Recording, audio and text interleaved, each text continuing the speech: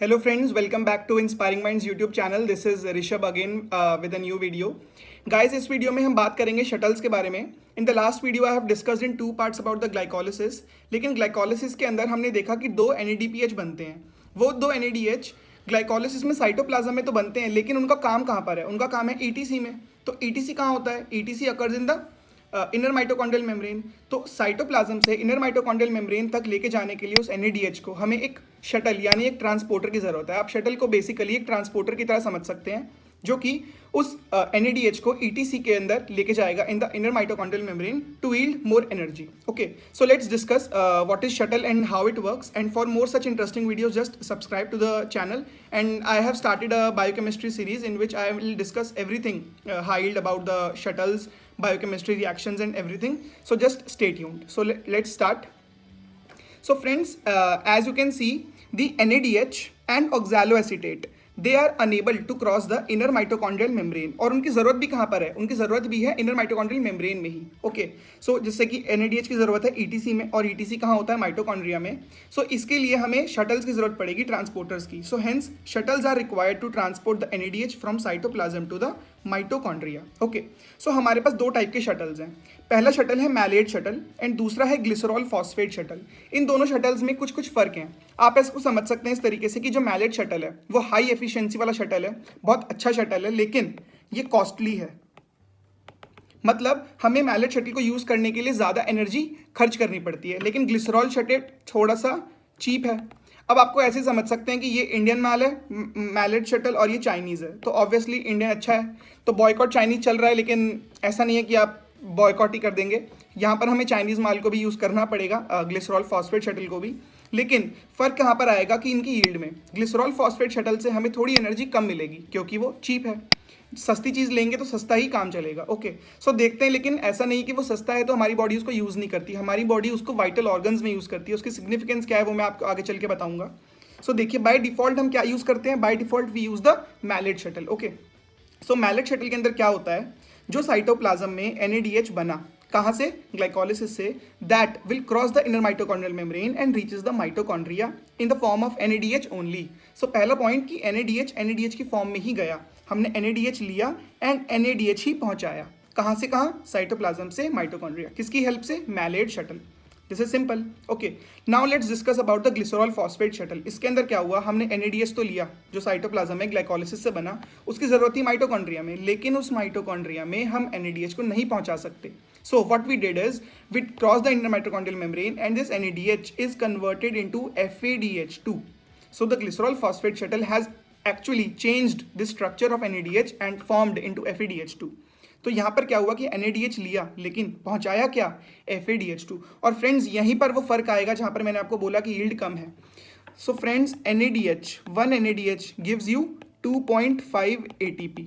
1 NADH, लेकिन 1 FADH2 will give you only 1.5 ATP.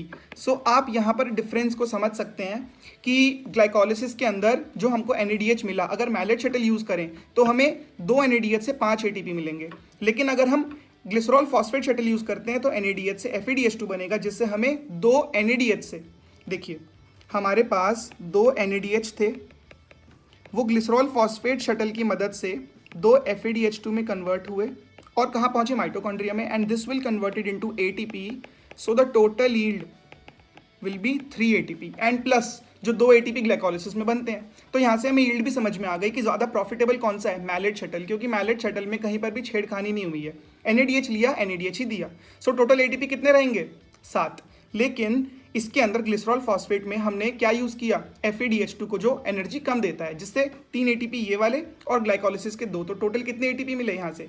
5 ATP. Okay, अगर आपको ये बात समझ नहीं आई है, अब वीडियो को रिवाइंड कीजिए, अपने आप पॉज कीजिए, ग्लाइकोलिसिस जो मैंने पढ़ाया था उसको रिवाइज कीजिए और तब वापस आके देखिए कि कैसे यहाँ पर ग्लिसरॉल फॉस्फेट में 5 और मैलेट शटल में 7 ATP बनते हैं. ओके, अब बात करते हैं क्वेश्चन की. अगर आपको लगता है कि आपको आ गया समझ में कॉन्सेप्ट, तो चलिए क्वेश्चन का आंसर दीजिए. बताइए शटल की ज़रूरत हमें किस प्रोसेस में पड़ेगी? आंसर दीजिए इस क्वेश्चन का. ग्लाइकोलिसिस में, लिंक रिएक्शन में, या फिर ट्राई कार्बोक्सिलिक एसिड साइकिल, या फिर क्रेब्स साइकिल में, या फिर सभी में? देखिए बहुत ही सिंपल कॉन्सेप्ट है। शटल क्या है? शटल एक ट्रांसपोर्टर है, एक कैब है। आपको अपने दोस्त के घर जाना है, आपको कैब कब बुक करानी है? अगर आप पैदल चल के नहीं जा सकते या फिर वो बहुत दूर रहता है और वो आपकी रीच से दूर है।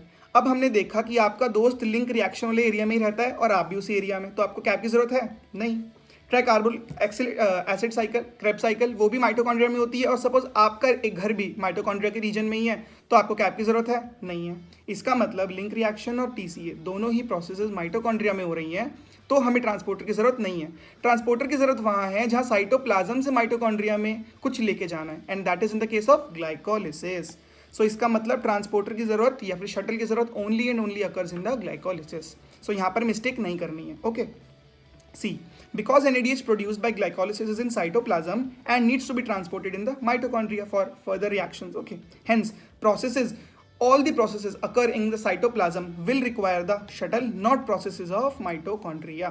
Okay, यहाँ पर और कोई भी रिएक्शन दी जा सकती है, ग्लाइकोलिसिस नहीं, कोई भी ऐसी प्रोसेस जो साइटोप्लाज्म में होगी उन सबको शटल रिक्वायर होगा, बाकियों को नहीं होगा। Simple as that. ओके, अब मैंने आपको बताया अगर ग्लाइकोलिसिस मैलेट शटल को यूज करता है तो उसको अपने पूरे जो है एटीपी मिलेंगे, जो कि नेट एटीपी आता है 32। ये 32 कैसे आया? सी 7 एटीपी कहाँ से मिले? ग्लाइकोलिसिस से। 5 एटीपी कहाँ से मिले? ईटीसी। तो so total comes the 12 and TCA से मिले 20 ATP. So total comes the 32। अब आपको सोच रहे होंगे कि ईटीसी में 5 एटीपी कहाँ से आए और टीसीए साइकिल में 20 एटीपी कहाँ से आए, तो उसके लिए आपको थोड़ा सा वेट करना पड़ेगा। मेरी अगली वीडियोस उसी बारे में है, so just subscribe the channel and follow me. Okay, so लेकिन अब पॉइंट ये है कि ग्लाइकोलिसिस अगर ग्लिसरॉल फॉस्फेट शटल यूज कर ले तब क्या होगा। सो मैंने आपको बताया एक ग्लूकोज जब पायरुवेट में कन्वर्ट हुआ 2 एटीपी मिले, 2 NADH मिले, ये FADH2 में गए और यहाँ से 3 ATP. So hence aerobic glycolysis के अंदर ग्लिसरॉल फॉस्फेट शटल को यूज करते हुए 5 एटीपी हमको मिलेंगे नेट, एंड टोटल यील्ड कितनी हो जाएगी? 30 एटीपीज। सी 30 एटीपी ग्लाइकोलिसिस से 5, और लिंक और टीसीए साइकिल में कोई चेंज नहीं आएगा। सो वो सेम रहेंगे, लेकिन ग्लाइकोलिसिस में 2 कम हो गए। ओके, सो डिफरेंस कितना है मैलेट और ग्लिसरॉल में? 2 एटीपी का। अब हम बात करते हैं इनके यूजेज की। भाई ये यूज कहाँ होते हैं? सी मैलेट शटल मेरी बॉडी में 99% हर जगह यूज होता है और मेजरली ऑर्गन्स हैं इसके लिवर और heart. Okay, this is the cytoplasmic and mitochondrial malate dehydrogenase enzyme, जो कि शटल की तरह काम करता है। शटल की तरह कौन काम करेगा? Malate dehydrogenase enzyme. ये वाला एंजाइम का नाम काफ़ी ज़्यादा इंपॉर्टेंट है, so keep it in mind and make it a star point. Okay, now malate shuttle को हम एस्पार्टेट शटल भी बोल सकते हैं। एस्पार्टेट मैलेट शटल क्यों?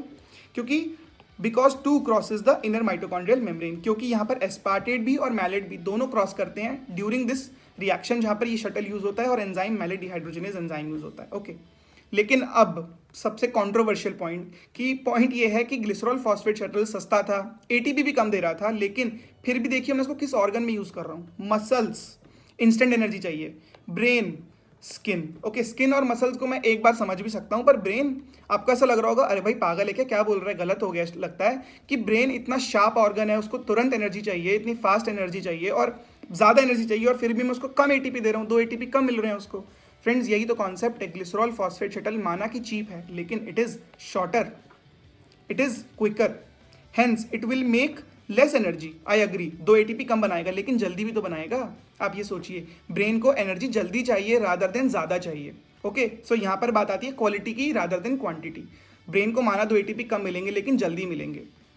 सो and uses less enzyme also. Okay, hence given to the more important organs like the brain and skeletal muscles, because it will be not affected much by the deficiency of enzymes of intermediate. Okay, अगर कोई intermediate की किसी enzyme की deficiency हो भी गई तो brain और स्केलेटल मसल्स अपना काम चला लेंगे 2 एटीपी कम में भी। लेकिन अगर सपोज कीजिए मैलेट शटल के भरोसे बैठे रहते ब्रेन, तो मैलेट शटल तो बहुत लंबा टाइम लेगा, माना एनर्जी ज़्यादा देगा, बट इतना टाइम में तो ब्रेन मर ही जाएगा। इतना ब्रेन कहता है कि भाई मेरे को इतनी देर में ही एनर्जी चाहिए, वो एनर्जी की रिक्वायरमेंट सिर्फ और सिर्फ ग्लिसरॉल फॉस्फेट शटल ही उसको पूरी कर सकता है। ओके, सो ये कॉन्सेप्ट है इन शटल्स का। ये शटल किस तरीके से काम करते हैं, बहुत ही छोटा सा टॉपिक है लेकिन बहुत ही हाई यील्ड टॉपिक है। आपको एक तो इन डिफरेंसेस को याद रखना है मैलेट और ग्लिसरॉल फॉस्फेट शटल के, कि कहाँ पर कौन सा काम आता है। ओके, लिवर में, हार्ट में, और वो स्किन, मसल्स एंड ब्रेन में, सबसे इंपॉर्टेंट पॉइंट ये। दूसरा, मैलेट शटल के अंदर कौन एंजाइम यूज होता है, एंड आंसर है मैलेट डिहाइड्रोजनेज एंजाइम यूज होता है। इसके बाद कौन से में कितनी यील्ड आती है, ग्लिसरॉल फॉस्फेट में 30 एटीपी एंड मैलेट शटल में 32 ATP. Okay, so this is all the concept and I hope you got my all the points. And आपको मैंने पिछली वीडियो में तरीका बताया था पढ़ाई का, सो आपको जस्ट उस पढ़ाई के तरीके को फॉलो करना है। आपको इस पूरे नोट्स को, इस पूरे लेक्चर को आपको एक समराइज्ड फॉर्म में, क्वेश्चन आंसर के फॉर्म में करना है। सो अगर हम इसको फटाफट रिवाइज करें तो बेसिक कॉन्सेप्ट क्या है शटल्स का, कि NADH और एक्सोलिक एसीटेट माइटोकॉन्ड्रिया में नहीं जा सकते, इसलिए मेरे को शटल की ज़रूरत पड़ी। शटल की ज़रूरत पड़ी तो मेरे को अब ATP का ध्यान रखना है। तो ATP को ध्यान रखने के लिए अगर पूरे ATP चाहिए तो माइलेट शटल यूज़ करो, कम ATP चाहिए लेकिन ज़्यादा जल्दी चाहिए तो ग्लिसरॉल फॉस्फेट शटल यूज़ करो। कौन सा कहाँ पर यूज़ होगा वो मैंने आपको बताया। और ये वाला क्वेश्चन बहुत इंपॉर्टेंट है, तो इस क्वेश्चन को keep it in mind. Okay, so that's it for this video, and for more such amazing content just subscribe to the Inspiring Minds coaching channel, and also join the Telegram group for the quiz. I will organize a quiz on this topic, a short quiz of 5 questions, and you will grasp all the concepts by testing yourself to this quiz. So just sit back and enjoy this whole conceptual videos, and see you in the next one.